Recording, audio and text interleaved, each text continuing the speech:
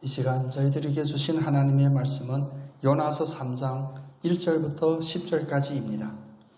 여호와의 말씀이 두 번째로 요나에게 임하니라. 이르시되 일어나 저 큰 성읍 니느웨로 가서 내가 내게 명령한 바를 그들에게 선포하라 하신지라.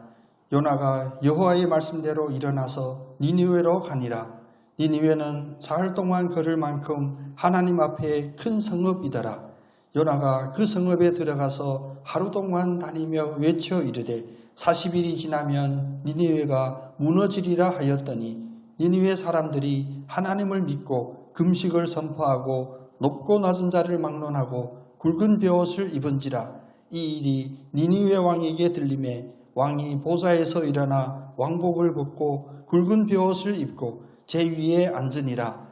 왕과 그의 대신들이 조서를 내려 니느웨에 선포하여 이르되 사람이나 짐승이나 소떼나 양떼나 아무것도 입에 대지 말지니 곧 먹지도 말 것이요 물도 마시지 말 것이며 사람이든지 짐승이든지 다 굵은 베옷을 입을 것이요 힘써 하나님께 부르짖을 것이며 각기 악한 길과 손으로 행한 강포에서 떠날 것이라. 하나님이 뜻을 돌이키시고 그 진노를 그치사 우리가 멸망하지 않게 하시리라. 그렇지 않을 줄을 누가 알겠느냐 한지라. 하나님이 그들이 행한 것 곧 그 악한 길에서 돌이켜 떠난 것을 보시고 하나님이 뜻을 돌이키사 그들에게 내리리라고 말씀하신 재앙을 내리지 아니하시니라. 아멘.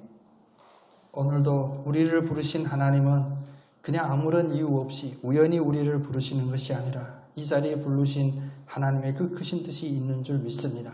주님의 그 뜻 안에서 주님이 예비하신 평화와 은혜를 가득 체험하는 여러분 되기를 축복합니다. 우리 옆사람 인사하면서 축복하겠습니다. 즉시 회개하는 자가 구원받습니다. 감사합니다. 왜 감사하냐면 이런 축복에도 서로 웃는 얼굴로 대해서 감사합니다. 근데 이 말씀을 축복이라고 우리가 인사 나눴지만 자세히 보면 요즘 우리 현대인들의 심리에 비춰보면 기분이 엄청 나쁠 이야기예요. 첫 번째, 네가 뭔데? 두 번째, 어디다 지적질이냐? 난 그런 잘못한 것이 없는데. 여러분 TV 안 보시는 줄 믿지만 요즘 TV 보면 막 짜증나잖아요. 우리나라를 이끌어갈 리더들이 모여있는 어느 여의도에서 어떤 모임에 이런저런 질문하고 선사하고 호통치고 하는 걸 보면서 과연 누가 누구에게 손가락질하고 야단칠 수 있을까 이런 생각이 많이 듭니다. 그런데 이 생각이 과연 옳은 생각인가? 우리 이 세상에 비추어보는 것이 아니라 오늘 하나님의 말씀에 비추어서 우리가 가져야 될 바른 자세 또 우리가 행해야 될 바른 행위는 무엇인지를 살펴보고 은혜 받는 시간 되기를 원합니다. 이제 큰 물고기에서 살아났습니다. 요나가. 그러면 얼마나 새롭게 살겠습니다. 다짐해야 하겠습니까? 요나의 그 심리는 우리는 잘 모릅니다. 그런데 이제 다시 무토로 살아난 요나에게 하나님의 말씀이 두 번째로 임하는데 똑같은 이야기예요. 너는 니느웨에 가서 나의 이 메시지를 선포하라. 회개하지 않으면 이제 구원받지 못한다. 멸망할 수 있다. 이 메시지를 선포하라고 다시 한번 요나에게 이야기합니다. 요나가 이제 갑니다. 외적으로는 갈 수밖에 없죠. 그런 은혜를 체험하고 죽었다 살아난 이에게는 하나님의 말씀이 즉각 움직일 수가 있을 거라고 보입니다. 그래서 가는데 니느웨에 갔더니 여기서 잠깐 니느웨에 대한 설명이 나와요. 니느웨 성이 얼마나 큰 성이냐면 사이즈가 사흘 동안 걸어야 될 만큼 그렇게 큰 성이다라고 표현해요. 그런데 4절 말씀을 바로 이어서 보니까 여기 좀 문제가 있네요. 3일 동안 걸어야 될 만큼 큰 성인데 요나는 그 성읍에 들어가서 며칠 동안? 하루 동안 외치며 이릅니다. 아직도 그 고집이 남아있어요. 우리 모습 같잖아요. 하긴 하는 듯 하는데 완전히 순복하지를 않아요. 그리고 하루 동안 외칩니다. 40일이 지나면 니느웨가 무너지리라. 40일이 지나면 니느웨가 무너지리라. 여러분 이 경고의 말씀을 여러분 어떻게 생각하십니까?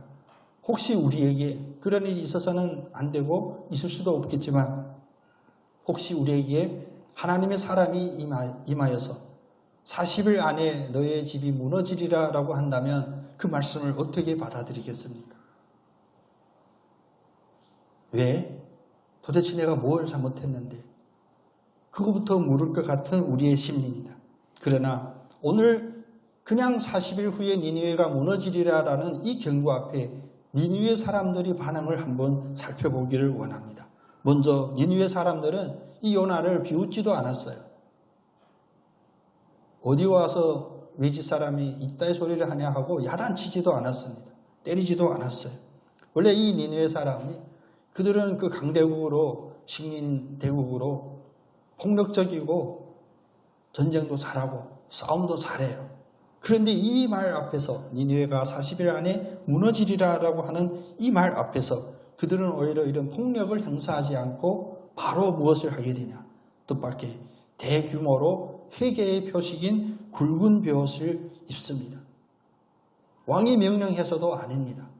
그냥 하루 동안 3분의 1의 이 사람이 이 이야기를 듣자마자 바로 온 성이 다 이 경고의 말씀을 전하면서 백성들부터 민초들부터 굵은 벼옷을 입기 시작하고 그리고 이제 5절 보니까 이제 높은 자든 낮은 자든 지기를 막론하고 모두 벼옷을 입었고 드디어는 왕마저도 굵은 벼옷을 입고 제위에 앉아 회개하기 시작합니다.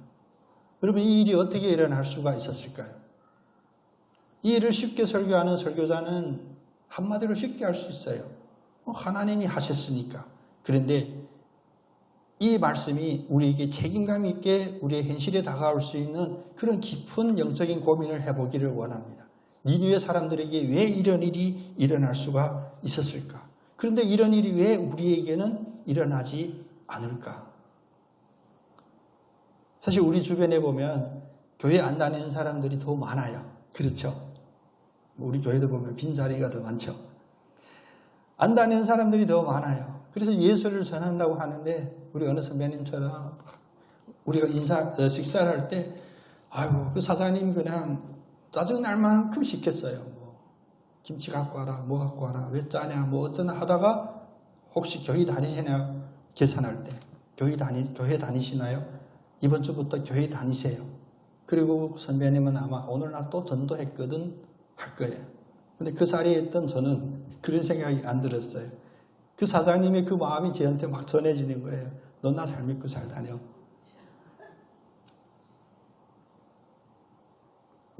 우리에게는 하나님의 말씀이 임해도 우리가 바로 반응하지 않고 즉각 하나님의 말씀으로 받아들이지 않는 많은 이유들이 있는데 그 첫 번째는 무엇이냐?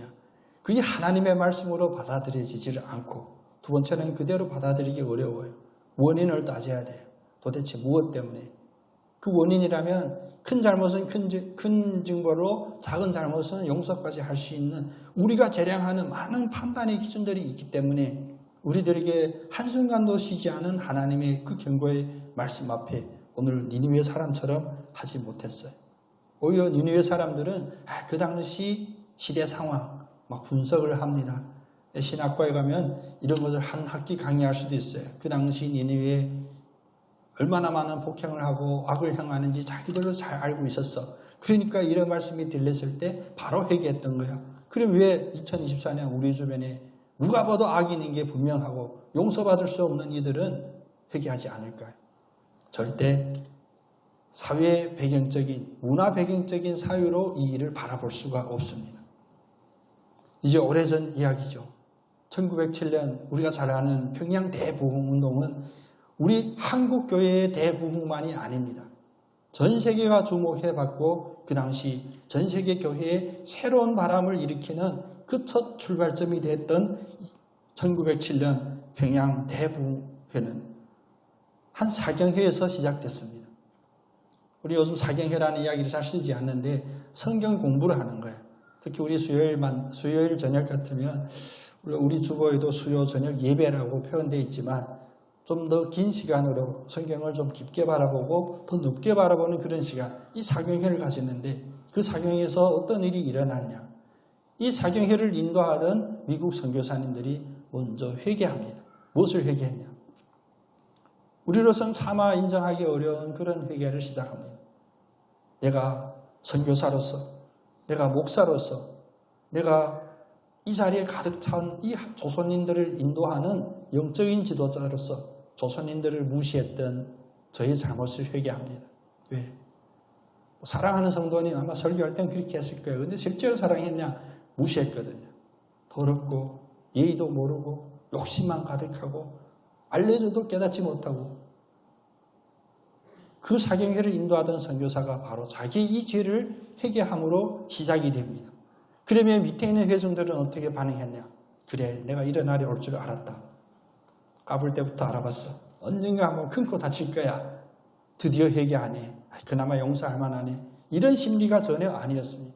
선교사는 자기의 성도를 무시했던, 조선인을 무시했던 자기 자신을 회개하니, 그 회중에 앉아 있었던 우리 조선인 그리스도인들은 무엇을 회개했냐?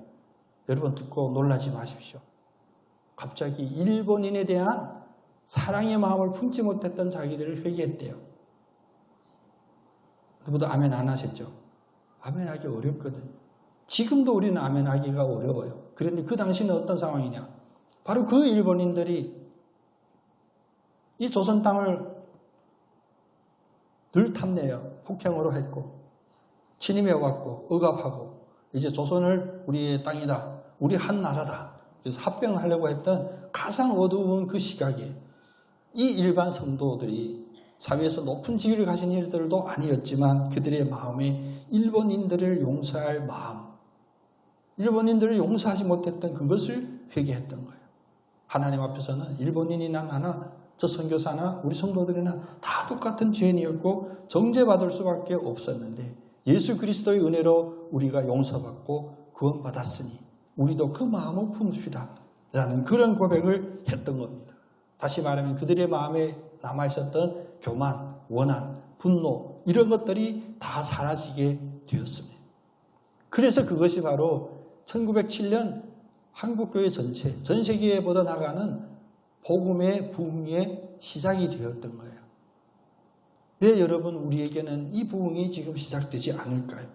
왜 우리는 누구를 용서할 수 있는 이 마음이 다시 활활 타오르지 못할까요? 우리가 너무 잘나서 그렇습니다. 나는 모든 잘못에 다 이유가 있어서 그래요. 내가 그러고 싶어서 그랬냐? 이 사회가, 이 주변의 사람들이, 또 어느 누가 나에게 이렇게밖에 할 수 없도록 핍박하고 몰아넣어서 나는 그렇게 했다. 변명이 될 수는 있겠죠. 혹시 어느 청문회에 가면 통과될 수는 있을 거예요. 심지어 법정에 가도 무죄 판결을 받을 수 있습니다. 그러나 이 논리는 하나님 앞에 통하지 않았던 겁니다. 일본 식민지 상황 속에서도 가장 밑층에서 일본 제국주의의 그 핍박의 고통을 제일 심하게 받았던 그 그리스도인들이 일본인마저도 사랑하겠습니다라는 그런 마음을 품을 수 있는 그 회개의 역사가 우리들에게도 임하기를 원합니다. 우리가 이것을 원한다면 이것이 일어납니다. 왜? 앞에 길게 말씀드렸지만 결론은 이거 하나 있거든요. 이 결론을 우리 한 목소리로 같이 고백해 볼까요? 회개는 하나님의 역사다. 아멘이시죠? 네, 이때는 아멘 하셔야 돼요. 절대 회개할 수 없고 용서할 수 없는 그 일이 왜 일어나냐? 하나님이 역사하셔야 일어나게 되는 거예요. 회개가 하나님의 역사다라는 이 사실이 다시 오늘 본문 말씀에 돌아와도 똑같습니다. 이 니느웨 사람들에게는 회개를 준비하고 있고 그 누군가가 니느웨 성이 무너지리라 이 선포를 기다렸던 게 아니에요. 하나님의 말씀이 선포되니 그 니느웨에 바로 회개하는 역사들이 일어나게 됩니다. 그 회개하는 내용은 무엇이었나? 뒤에 쭉 보다가 보니까 7절부터 왕이 이제 조서를 내려서 온 국민에게 이야기합니다. 금식하라. 굵은 베옷을 입어라. 이것까지는 어떤 외적인 행태이죠. 그러나 8절에 보니까 힘써 하나님께 부르짖되 각기 악한 길과 손으로 행한 강포에서 떠날 것이다 라고 기도하라고 해요. 이제 그들의 마음속에 회개의 영이 임하기 시작한 듯 보입니다. 자기들이 지금까지 행했던 악한 일, 남에게 했던 피해를 입혔던 모든 일에 대하여 회개하라 라고 해요. 아, 맞구나. 회개는 이렇게 시작하는구나. 내가 잘못된 일들을 돌이키고 다시는 그렇게 하지 않겠습니다 하면 회개구나. 이렇게 생각하면 오늘 이 말씀을 헛읽는 거예요. 니느웨에 임했던, 우리 앞에 고백했던 회개는 하나님의 역사다 이는 그런 차원의 문제가 아닙니다. 요즘은 하도 회개가 없으니까 교회마다 또 어떤 모임마다 그나마 정화, 자기를 깨끗게 하고자 하는 그런 노력들이 있으면 참 기쁜 일이기도 해요. 그래서 요즘 독하게 이야기하시는 설교자들도 많죠. 니들이 죄를 알지라. 니들이 지금 악한 일을 한 것으로부터 돌이켜야 된다. 그러다 보니까 이것이 사회의 정의로 되게 돼요. 혹시 누군가가 목사님은 혹시 광장에 나가서 데모하십니까? 라고 물으면 지금은 안 합니다. 지금 못해요. 근데 그 자리에 가보면 그렇듯해요. 왜 사회의 문제를 지적하고 우리가 이 사회에 행했던 우리 악한 일, 우리의 걸어갔던 악한 길에서 돌이킵시다라면 논리적으로는 맞게 되거든요. 그러니까 그 자리에 많은 사람이 모이게 되고 오히려 모인 사람들의 마음에 점점 하나가 되는 에너지들이 느껴지게 되죠. 선을 행해야 되는 것은 당연한 일입니다. 오늘 이 니느웨 사람들도 그 반응을 했어요. 회개하라라는 그 메시지의 반응이 먼저 뭐냐? 선한 일부터 찾았습니다. 선함이 없는 이 세상이 매우 필요한 듯 보입니다. 그러나 오늘 25분 짧은 시간 속에 우리가 이 일에 주목하고자 하는 하나님의 말씀이 아님을 우리는 압니다. 하나님은 이 세상의 공의, 이 세상의 선함 질서만을 관심을 가지시고 바라보는 것이 아니에요. 물론 하나님의 공의는 이 사회의 계획도, 이 사회의 선함도 정의함도 당연히 기반으로 하죠. 그런데 세상에서 착한 사람으로 살아. 범죄하지 말라. 너를 피해준 사람마저도 용서해라. 이런 윤리도덕적인 차원의 말씀으로 끝내시는 하나님이 아니십니다. 하나님은 무엇이냐? 바로 이 죄를 용서하는 주체가 누구이고 이 용서를 어떤 결과를 우리에게 보상으로 축복으로 주시는가에 대한 그 말씀이 더 중요한 것입니다. 오늘 니느웨 사람들의 이 모습은 겉으로 봤을 때 우리가 본받아야 할 만한 모습이에요. 우리는 이런 정도마저도 못했으니까요. 그런데 자세히 보면 우리가 하나님을 믿고 하나님 앞에 금식하며 외치자라고 이야기할 때 이 하나님, 원어로 보면 이 하나님은 우리의 생명의 주인이 됐다는 믿음의 고백이 담긴 야훼 하나님을 얘기하는 게 아니에요. 원어로 보면 엘로힘으로 되어 있습니다. 이 엘로힘은 모든 신, 다른 어떤 우상이나 거짓 종교에서 하늘에 있는 신이다라고 할 때 통용으로 쓰는 그런 단어거든요. 엘로힘은 그냥 하늘에 있는 존재라는 표현이에요. 이 니느웨 사람들은 이 참 하나님을 알지 못했습니다. 그래서 그들의 회개는 어디까지 머물게 됐냐. 그러나 내가 내 손으로 행했던 악행에서 돌이키겠습니다라는 그 차원까지만 이르게 된 거예요. 그래서 오늘 이 말씀 앞에는 우리는 두 가지 결단을 해야 됩니다. 하나님의 경고 앞에 우리가 둔감하고 민감하지 않았던 우리의 모습을 회개하고 하나님의 어떤 사건을 통하여 어떤 사람을 통하여든지 우리에게 경고할 때 바로 그 경고를 알아들을 수 있는 그 영적인 분별력, 닫혀있는 우리의 영이 깨어지기를 먼저 간구해야 돼요. 그 두 번째는 이 일은 절대로 어느 판사나 검사가 우리에게 혹은 경찰이 우리에게 경고하는 경고가 아니에요. 이 일은 영적인 경고임을 우리는 알아야 됩니다. 화재가 났을 때 그 화재의 원인부터 그 불의 근원부터 찾지 못하면 많이들 어렵다고들 해요. 근데 아무리 큰 화재처럼 보일지라도 그 발화 지점을 파악하면 거기서부터 진압이 가능하다고 해요. 우리에게는 많은 문제들이 보이지만 그 문제의 근원이 어디 있는지를 우리가 놓치게 되면 우리는 우왕좌왕하고 분주하기는 분주한데 문제가 해결되지를 않습니다.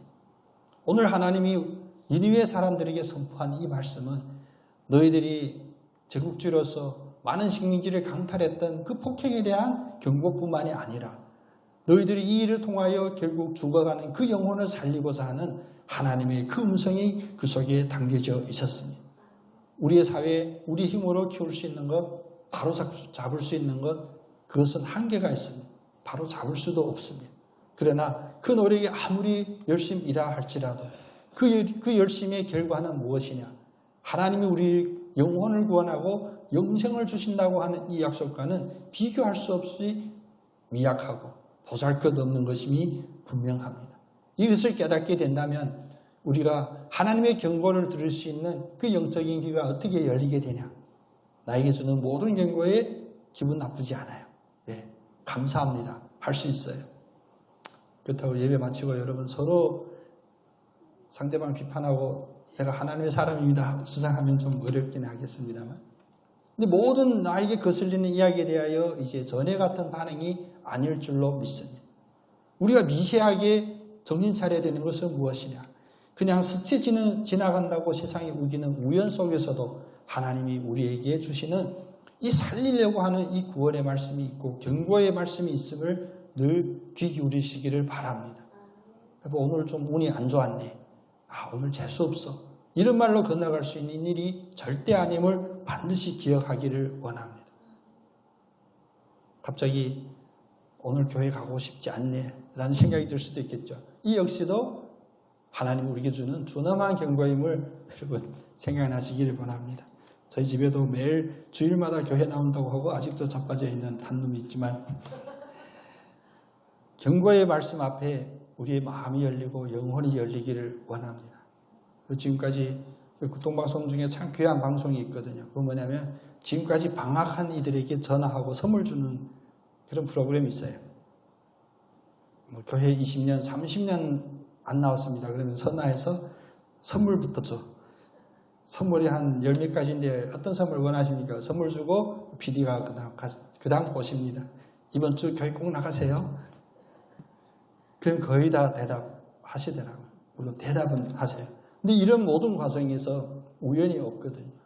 하나님의 경고의 말씀이 가끔은 우리들에게 마음이 아프도록 찔리도록 우리에게 들릴 수도 있지만, 또 하나 하나님이 이처럼 갑자기 생각 밖에 선물이 오네 라는 이 말씀 속에 하나님의 메시지가 있고, 특별히 우리가 그처럼 원하는 축복의 메시지뿐만 아니라 진정한 축복으로 갈 수 있는 그 첫 단추인 회개하라, 돌이키라 라는 이 영적인 경고가 담겨져 있음을 늘 기억하기를 원합니다. 사실 지금까지 2024년까지 이 사회에서 학계에서 인정하는 가장 유명한 연설문은 무엇이냐? 여러분 뜻밖의 설교문이 가장 유명한 연설문입니다. 그것이 바로 1963년 마틴 루터 킹이라는 목사님이 링컨 박물관 발코니에서, 장소가 불편해가지고 2층 발코니에서 회중을 향하여 했던 그 설교인데, 그 설교의 제목 여러분 기억하시죠? 나에겐 꿈이 있습니다. 우리에겐 꿈이 있습니다. 그래서 밑에서 다 은혜 받았어요. 지금 그 마틴 루터 킹 목사님이 이 자리에서 설교하실 때 우리들에게는 꿈이 있습니다 라면 우린 다 마음이 따뜻해 올 거예요. 그런데 우리 분명히 알아야 됩니다. 오늘 이 말씀을 받고 난 이후로부터는 따뜻한 말 속에도 있는 그 날카로운 경고의 말씀을 보아낼 수 있는 그런 영적인 눈이 우리들에게 있기를 원합니다. 나에게는 꿈이 있습니다 라는 그 말씀은 나는 지금 꿈이 없이 살고 있구나라는 그 경고의 말씀으로도 받을 수 있어야 됩니다. 그래서 마르틴 루터의 이 설교문을 저도 자세히 보면 나에게는 꿈이 있습니다 라고 하는 이 설교문에는 현대인들이 그처럼 갈망하는 바라는 그런 이야기를 전혀 하지 않아요. 세속적인 개인주의도 호소하지 않고요. 우리가 착하게 살아야 이 세상에 평화가 오고 그 평화 속에 우리의 꿈이 뒷받침한다, 이런 이야기를 전혀 하지 않았습니다. 그는 아모서서 5장 24절 말씀을 그 자리에서 선포했어요. 아모스 5장 24절은 그 말씀이죠. 하나님의 정의를 물같이 하고 공의를 마르지 않는 강같이 흐르게 하라. 이 세상에 우리에게 필요한 평화는 무엇이냐? 우리에게 무기가 있어야 되고 핵무기 있어서 평화가 이루어지는 게 아니고, 아니면 어떠한 나라들과 관계를 개선해서 친하게 지내야 우리에게 평화가 오는 것이 아니라 하나님의 정의와 공의가 물같이 흐를 때 우리에게 평화가 이루어집니다. 그러므로 우리에게는 꿈이 있습니다라는 그 외침이었습니다. 오늘 하나님의 경고의 말씀 앞에 즉각 반응했던 이 니느웨 사람들의 모습 속에서 우리의 이뤄졌던 회개의 모습을 되찾고, 또 외적으로 피상적으로 회개했던 우리의 회개의 모습이 아니라 오늘 본질로 구원받는 그 회개로 온전히 들어가는 우리 모두 되기를 원합니다. 처절하게 나사지는 그 자리에서 가장 높으신 그 주님을 만나기를 원합니다. 그러려면 오늘 적어도 이 세 가지 교훈은 우리가 기억하기를 원합니다. 우리의 삶 속에서, 우리 개개인의 삶 속에서 어떠한 사건이든지 사람을 통해서 우리에게 하나님의 경고의 말씀, 기분 나쁘고 우리의 마음을 찌르는 그 말씀이실 때 첫 번째, 하나님의 경고를 분석하지 않는 우리 되기를 원합니다. 니느웨 사람들을 보십시오. 이 말씀에 분석하지를 않아요. 아니, 잘 모르는, 소위 말하면 신앙적으로 믿지 않는 야훼 하나님의 그 말씀을 그냥 일반적인 엘로힘 하나님의 말씀으로 받아들였지만 그래도 최선을 다하여 회개했던 이유는 무엇입니까? 9절에 보니까 하나님이 뜻을 돌이키셔 그 진노를 그치시고 우리를 멸망하지 않게 하실 수도 있지 않을까라는 그런 기대로 회개를 시작했다고 해요. 이건 니느웨 사람들이 정확한 그 상황이었습니다. 우리에게도 첫 번째, 이러한 마음의 준비는 되어 있기를 원합니다. 기분 나쁜 말 앞에 바로 반격하거나 변명하려고 급급한 우리가 아니라 이 말씀이 왜 나에게 임했는지를 온전히 그냥 그대로 받아들이시고 우리가 살 길을 찾는 우리 되기를 원합니다. 창세기 6장 5절에도 하나님이 경고의 말씀을 두실 때 사람의 온갖 마음의 계획은 악할 뿐이다 라고 했어요. 우리가 변명할 수 있는 모든 정당한 이유는 우리의 마음속에 있는 생각이라면 창세기 6장 5절 말씀처럼 그것이 악한 생각이라는 것을 우리는 무조건적으로 인정하기를 원합니다. 그래서 하나님의 경고의 말씀을 우리의 생각으로, 우리의 마음으로 분석하지 않고 그 말씀 그대로 받아들여 준엄하게 받아들이는, 그래서 복이 있는 우리 되기를 원합니다. 두 번째로, 그 하나님의 경고의 말씀으로 그 경고로 일어날 그 결과에 대하여 우리는 예상하지 않고 그냥 순종하기를 원합니다. 다시 말하면 무엇이냐? 이것은 엄청 큰 경고이네. 이건 그냥 이 정도면 괜찮네. 넘어갈 수 있겠네. 하나님의 경고에 대한 그 위험성을 우리가 축소하지 않고 그대로 경고는 죽는다 라고 받아들이기를 원합니다. 교통안전 캠페인 하는 중에 사실 그 이제 20년 넘었어요. 그때 공모했거든요. 고속도로에 여러 가지 안전 경고판 공모를 했는데 여러분 고속도로 맞다. 우리 제주에는 고속도로가 없습니다만 고속도로에 제일 많이 보이는 것이 무엇이냐면 되게 따뜻해요.